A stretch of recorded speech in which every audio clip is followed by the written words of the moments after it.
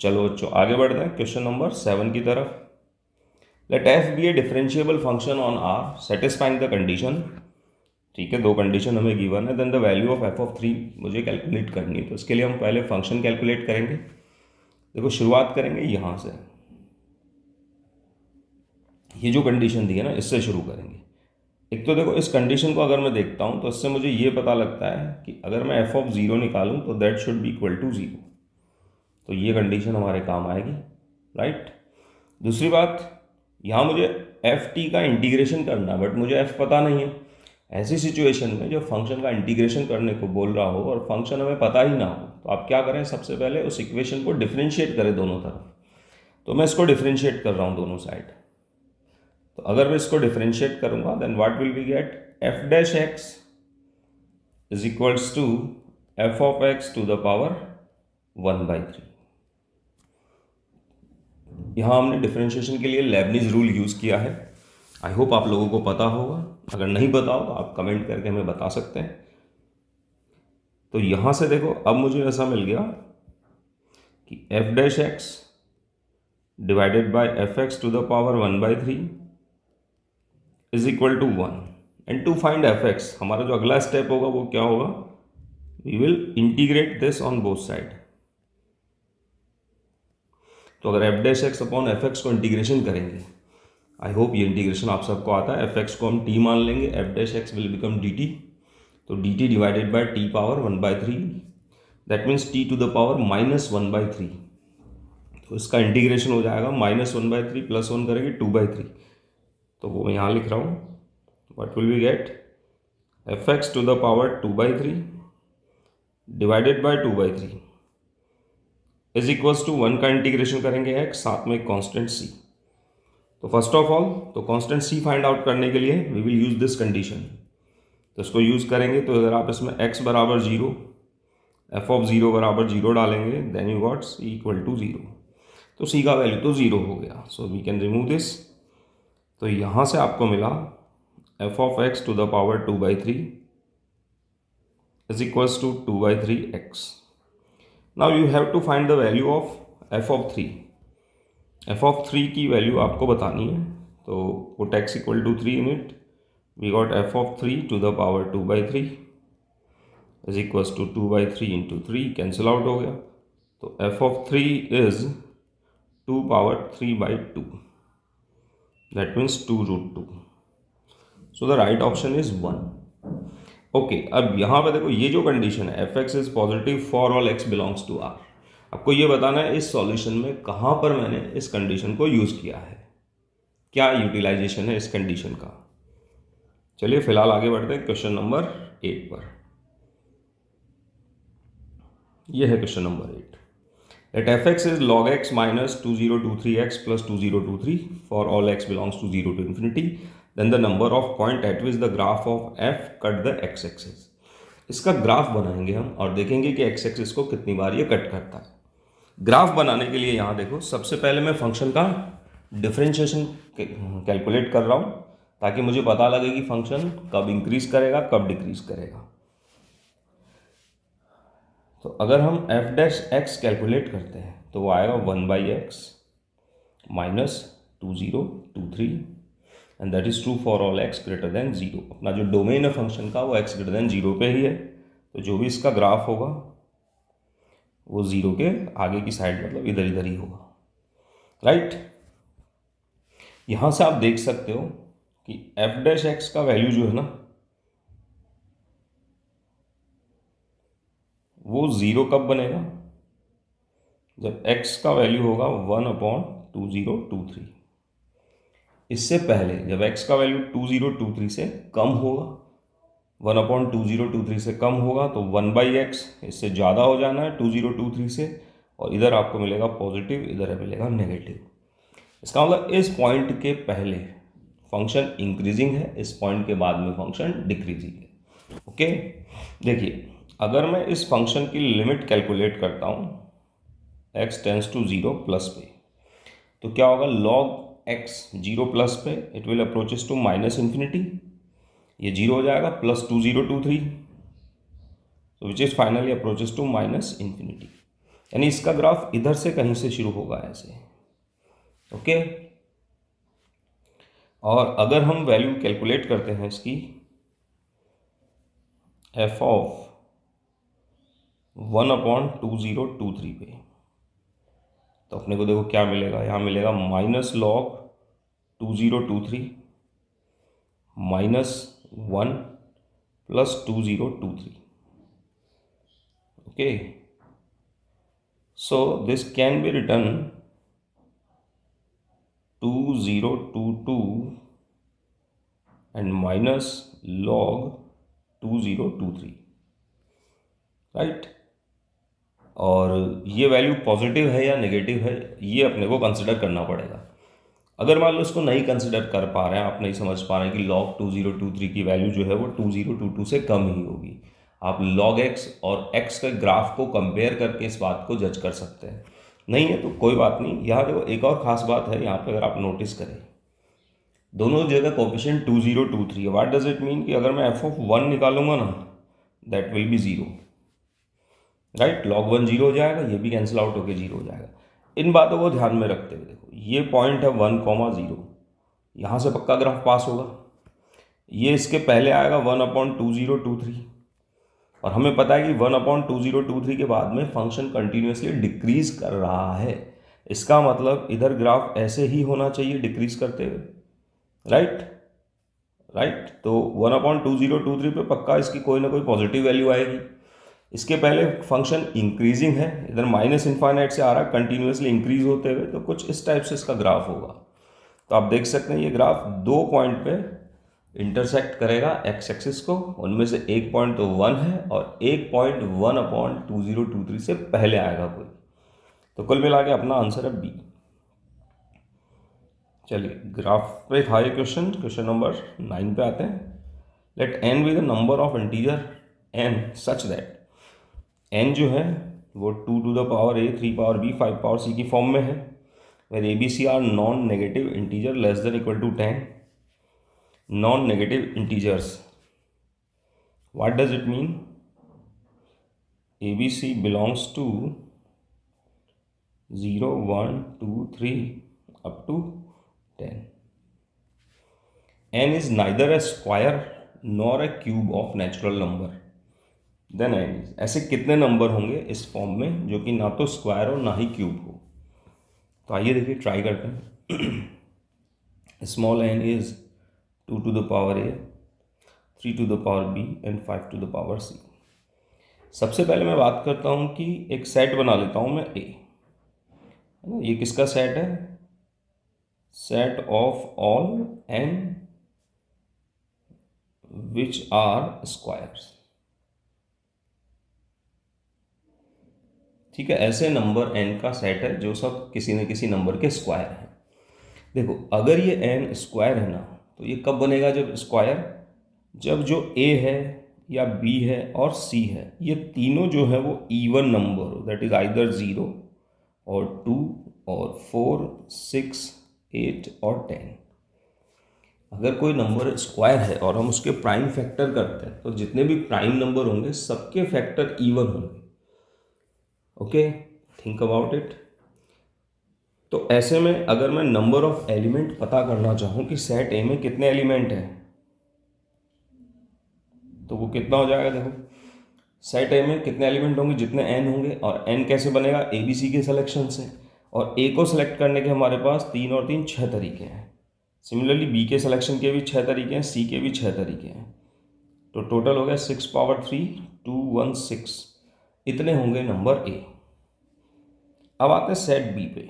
b में बना लेता हूं मैं set of all n which are cube of some number. तो ये क्यूब कब बनेंगे? जब a, b, c जो है वो 3 के मल्टीपल हो, यानी दैट इज आइदर 0 और 3 और 6 और 9, तभी ये n जो है वो परफेक्ट क्यूब बन पाएगा। तो ऐसे में number of element in b कितना हो गया? 4 into 4 into 4, that is equal to 64। अगर मैं बात करूं दोस्तों a इंटरसेक्शन b की, तो उसमें कितने एलिमेंट होंगे?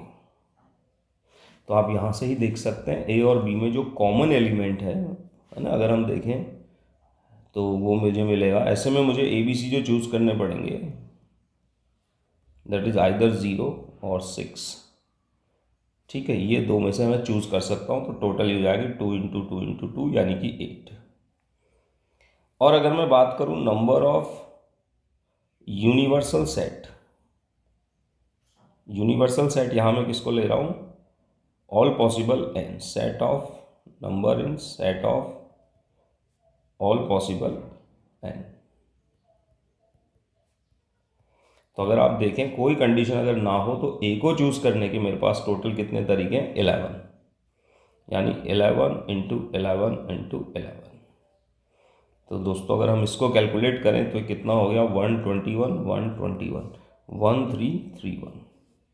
अब मुझे फाइंड आउट क्या करना है? Number of such integer which are neither a square nor a cube, यानी कि ऐसे कितने एलिमेंट होंगे जो ना तो स्क्वायर हो और ना ही क्यूब हो। यानी मुझे पता करना number of element in a intersection b which can be written number of element in a union b complementary set which is equals to number of element in universal set minus number of element in A union B, which can be written 1331 minus number of element in set A 216 plus 64 minus 8।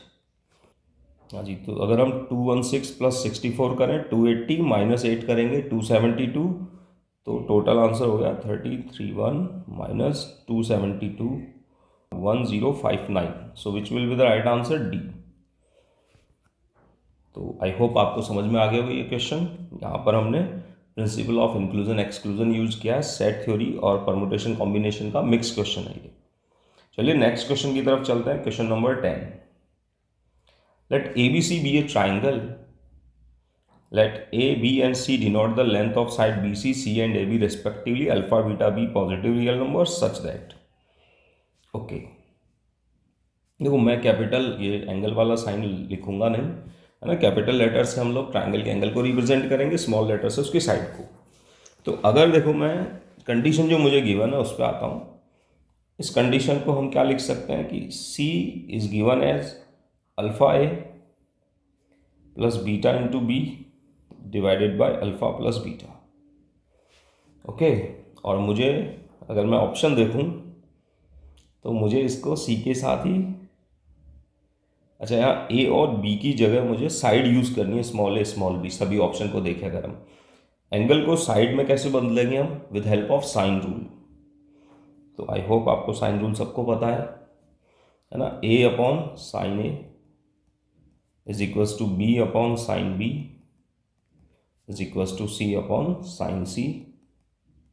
और साथ में हम लोग बराबर में अगर इसको lambda ले लें और फिर इसको यूज़ करेंगे, उसके लिए देखो क्या करने वाला हूँ मैं, दोनों तरफ मैं साइन ले लेता हूँ। तो मुझे मिलेगा sine c is equals to sine of alpha a plus beta b upon alpha plus beta. Okay, alpha beta are positive real number. अब देखिए ये जो कॉन्सेप्ट है ना, ये जो मैं यहाँ यूज़ करने वाला हूँ वो है कॉन्केविटी वाला कॉन्सेप्ट। अगर आपने साइन थीटा का ग्राफ देखा हो, this is y equal to sine of theta, तो उसका ग्राफ कुछ ऐसा होता है 0 से पाई में, विच इज कॉन्केव डाउनवर्ड, है ना। मान लो इस पर कोई भी दो पॉइंट है मेरे पास, ए और बी, राइट। तो अगर मैं अल्फा ए, ये पॉइंट इसके कोऑर्डिनेट क्या हो जाएंगे? A comma sine A, this is B comma sine B. अगर इस लाइन पे इसको alpha is to beta ratio में डिवाइड करने वाला कोई भी पॉइंट अगर मैं लेता हूँ यहाँ पे, तो उस पॉइंट का एक्स कोऑर्डिनेट क्या होगा? इस पॉइंट की बात करें ना, इसका एक्स कोऑर्डिनेट होगा alpha a plus beta b divided by alpha plus beta, और वाई कोऑर्डिनेट हो जाएगा alpha sine a plus beta sine b divided by alpha plus beta. Similarly इसी की सीध में यहाँ ऊपर आ जाओ एकदम स्ट्रेट यहाँ पर, तो इस पॉइंट का भी एक्स कोऑर्डिनेट तो सेम होगा, but that point lies on this curve. तो ऐसे में इसका वाई कोऑर्डिनेट क्या होगा इस पॉइंट का? Sine of alpha a plus beta b divided by alpha plus beta. और हम यहाँ से देख सकते हैं कि ये पॉइंट हाइट में इस पॉइंट से ऊपर रहेगा, यानी कि since the function is concave upward, sorry concave downward, तो ऐसे में sine of alpha a plus beta b upon alpha plus beta जो है that should be greater than alpha sine a plus beta sine b upon alpha plus beta, right. ये concave upward function की definition भी है। तो ऐसे में आपको ये डायरेक्टली याद होना चाहिए, जो कुछ भी मैंने यहाँ समझाया है, अगर ये आपको डायरेक्टली याद है कि फंक्शन कॉनकेव डाउनवर्ड है, so we can write this like this. और यहाँ एक और बात देखो, ये तो बात हो गई जब ए और बी डिफरेंट हो। अगर ए और बी ये दोनों पॉइंट जब मिल जाएंगे, ऐसे कहीं पर भी आके दोनों मिल गए, तो ऐसे में वो जो हम पॉइंट ले रहे थे जो उनको डिवाइड कर रहा था beta is to alpha ratio में, वो भी सेम हो जाएगा। तो इन दैट केस ये दोनों टर्म बराबर भी हो सकती है। अगर ए और बी डिफरेंट है तो ये LHS बड़ी होगी RHS से, और अगर ए और बी सेम है तो यहाँ पे इक्वलिटी आ जाएगी। नाउ इसको मैं यहाँ से साइन सी लिख सकता हूँ, so this can be written sine C. और अब मैं यहाँ साइन रूल यूज कर लेता हूँ। साइन सी को हम लिख देंगे सी बाई लेमडा, इधर साइन ए बन जाएगा alpha a by lambda plus beta b by lambda. ये लेमडा कॉमन आके कैंसिल आउट हो जाएगा, and hence you got c time alpha plus beta must be greater than equal to alpha a plus beta B.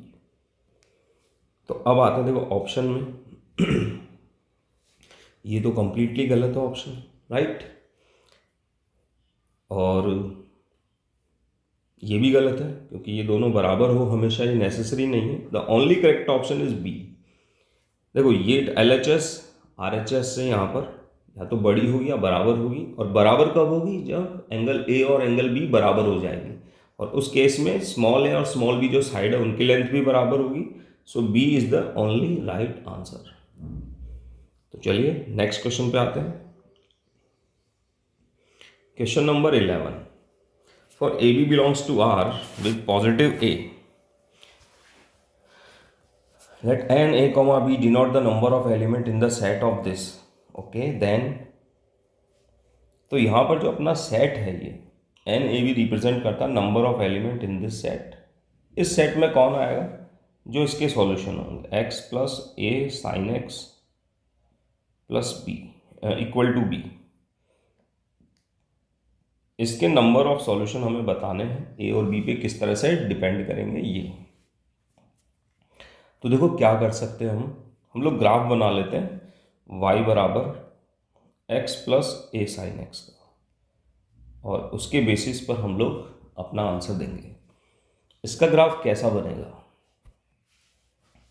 I hope आप लोगों ने y is equals to x plus sine x का graph बनाया होगा। बहुत standard curve है ना। Classroom में जब अपन लोग जेई के लिए पढ़ते हैं तो ये बताया जाता है ग्राफ। तो अगर हम इस पे बेसिक इफेक्ट देखते हुए जज करें कैसा ग्राफ होगा, ए पॉजिटिव है। देखो भाई समझिएगा ध्यान से बात को, ये तो ग्राफ है y बराबर x का,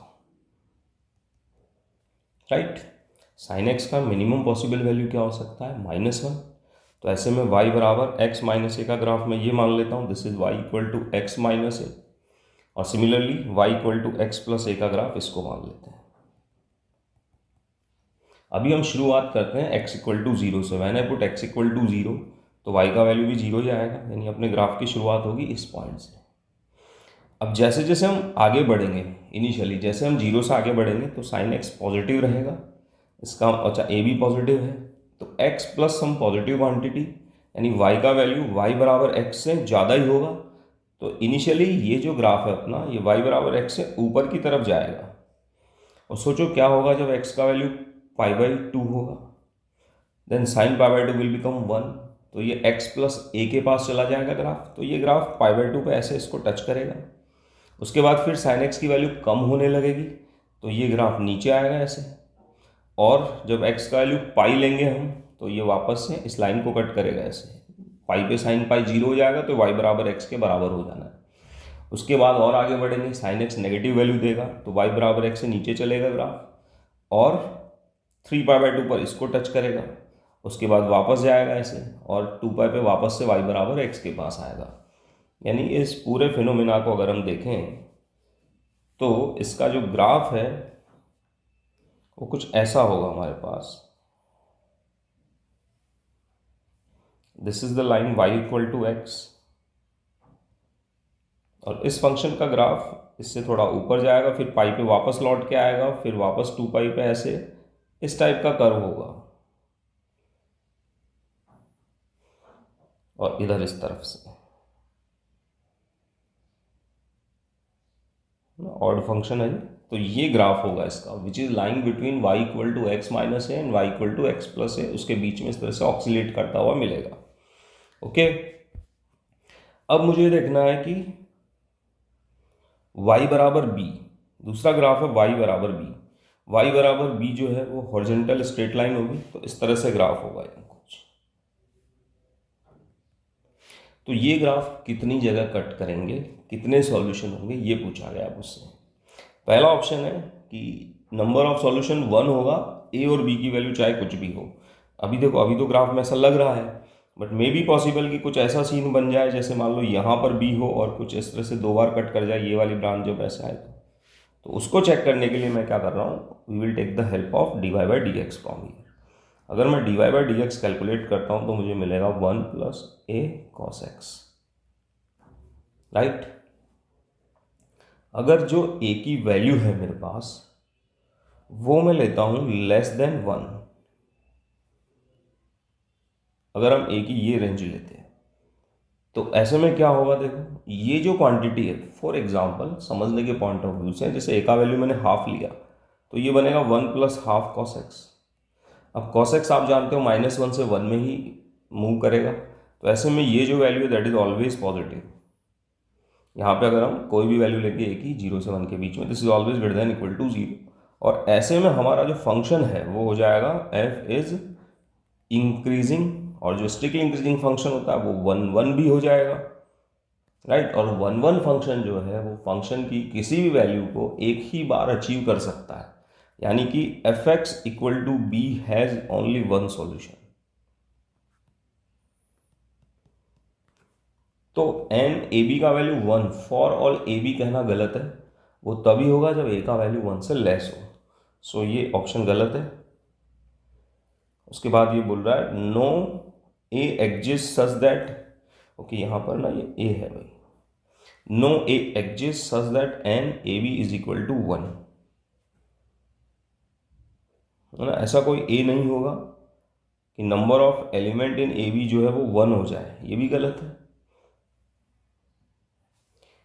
n ab is finite for all a, b, there exists ab such that n ab is infinite। ठीक है, इन दोनों में से एक ही सही होने वाला है। तो अब देखिए दूसरी बात पे आते हैं। तो ये तो बात होगी जब a का वैल्यू 0 से 1 के बीच में, तो एग्जैक्टली 1 ही सॉल्यूशन आएगा। क्या होगा अगर a का वैल्यू 1 से ज़्यादा हो, a का वैल्यू अगर मैं 1 से ज़्यादा ले लेता हूँ तो भाई क्या होगा, देखो ऐसे में जो अपना जो फंक्शन है वो इस लाइन को एक से ज़्यादा बार कट कर सकता है कुछ पर्टिकुलर वैल्यूज़ पे। बट बात यह है कि एक से ज़्यादा बार करेगा तो फाइनाइट टाइम करेगा कि इनफाइनाइट टाइम करेगा। आप अपने इस फंक्शन का नेचर देखिए किस तरह से ये मूव कर रहा है। अगर आप कोई भी लाइन ऐसे खींच देते हो, मान लो ये इसको ऐसे कट किया फिर ऐसे किया, उसके बाद तो ऊपर ही जाना है, राइट। तो ये ऐसा नहीं कि ये इस लाइन को इनफाइनाइट टाइम कट कर पाएगा, क्योंकि फंक्शन की वैल्यू देखो धीरे धीरे इंक्रीज भी होती जा रही है। ओके, तो डायग्राम से हम देख सकते हैं कि किसी भी सूरत में इनफाइनाइट सॉल्यूशन तो नहीं आएंगे। So the right answer is c, n a b is finite for all a b. चलिए नेक्स्ट क्वेश्चन पे आते हैं। Let n be the number of solution of this equation. Okay, non negative integer value इसकी लेनी है, तो मुझे N पता लगाना है, फिर देखना विच ऑप्शन इज करेक्ट। ठीक है, यहां आप देखिए ये जो बीच वाले 4 वेरिएबल है इनके साथ अलग ट्रीटमेंट है। तो मैं क्या कर रहा हूं, ऐसे मान लेता हूं कि x0 + x5 इसको ऐड करने पर आता है मान लो n1, राइट। और x1 plus x2 plus x3 plus x4 इसको ऐड करने पे आता है मान लो n2। तो अगर ये वैल्यूज मैं यहाँ यूज़ करूँ तो एक कंडीशन और हो गई कि n1 प्लस 2 टाइम n2 वो होना चाहिए 6। तो जो भी वेरिएबल इनको सेटिस्फाई करेंगे वही सब इसके सॉल्यूशन होंगे। तो मुझे यही चेक करना टोटल कितने सॉल्यूशन आएंगे। तो लेट स्टार्ट। देखो भाई, n1 का वैल्यू अगर मैं 0 लेता हूँ क्या क्या पॉसिबिलिटी है। द केस 1 n1 का वैल्यू 0 लिया तो n2 का वैल्यू हो जाएगा 3। अगर मैं n1 का वैल्यू 1 लूँगा तो n2 का वैल्यू आएगा 5/2, जो सही नहीं है क्योंकि ये n1 n2 जो है वो नॉन नेगेटिव इंटीजर होने चाहिए। तो दूसरी पॉसिबिलिटी कि n1 को 2 ले लें। इसको 2 लेंगे तो ये भी 2 हो जाएगा। और फाइनली इसको 4 ले लें तो ये 1 हो जाएगा। और अगर इसको 6 लेते हैं तो ये 0 हो जाएगा। ओके, अब इस केस में कितने कितने सॉल्यूशन बनेंगे। अच्छा, पहले बात करते हैं देखो इस केस की। पहले तो मैं आपको जनरल फार्मूला याद दिला दूँ, x1 plus x2 up to xr is equal to n। इसके नॉन नेगेटिव इंटीजर सॉल्यूशन कितने होते हैं, n plus r minus 1 c r minus 1। Okay, I hope ये आपको याद होगा। तो इसको अगर मैं यूज़ करता हूँ तो इसके कितने सॉल्यूशन होंगे इस इक्वेशन के। इस इक्वेशन के सॉल्यूशन होंगे n1 plus 2 minus 1 c2 minus 1, यानी बेसिकली n1 प्लस 1 c1 यानी कि n1 प्लस 1। इसके कितने सॉल्यूशन होंगे, that is n2 plus 4 minus 1 c4 minus 1 यानी n2 प्लस 3 c3। अब आते हैं फर्स्ट केस में। n1 n2 का वैल्यू डिसाइड हो गया, विच सेटिस्फाई दिस इक्वेशन। तो ऐसे में इन दोनों इक्वेशन के कितने सॉल्यूशन बनेंगे। तो इसके कितने सॉल्यूशन बनेंगे यूजिंग दिस कंडीशन, n1 का वैल्यू 0 डालूंगा तो एक सॉल्यूशन आएगा इसका केवल, और वो हो गया 0 0, है ना। ऐसे में ये कितना हो जाएगा, n2 का वैल्यू है यहाँ पे 3, तो 3 प्लस 3 6 c3। तो देखो इसके एक सॉल्यूशन बनेंगे, इसके 6 c3 सॉल्यूशन बनेंगे, तो टोटल सॉल्यूशन हो गए इतने। 6 c3 का जो वैल्यू है कितना होगा 20, तो ये 20 सॉल्यूशन हो गए। सेकेंड केस में आते हैं, n1 का वैल्यू 2 ले लेंगे, 3 सॉल्यूशन सेट बनेंगे पहली इक्वेशन के, और दूसरी इक्वेशन के कितने बन जाएंगे भाई। इस केस में n2 का वैल्यू 2 है तो 5c3। 5c3 का वैल्यू होता है 10, तो टोटल मिला के 30 सॉल्यूशन ही हो जाएंगे। इधर आते हैं, इधर हो जाएगा 5 इंटू 4c3 यानी 20 ये हो गए, और इस केस में 6 और 1 7 इंटू 3c3 1 यानी कि 7 ये हो गए। तो टोटल कितने हो गए ये 50, टोटल हो गए 77। तो टोटल मिला के 77 सॉल्यूशन है। और विच ऑप्शन इज करेक्ट, ये बी जो हमारा वो करेक्ट आंसर हो गया। तो आई होप समझ में आ गया होगा आपको ये, है ना। ये कंडीशंस आपको याद होनी चाहिए, number of solution, non negative integer solution कितने होते हैं इस तरह की इक्वेशन के, और पॉजिटिव इंटीजर सॉल्यूशंस कितने होते हैं।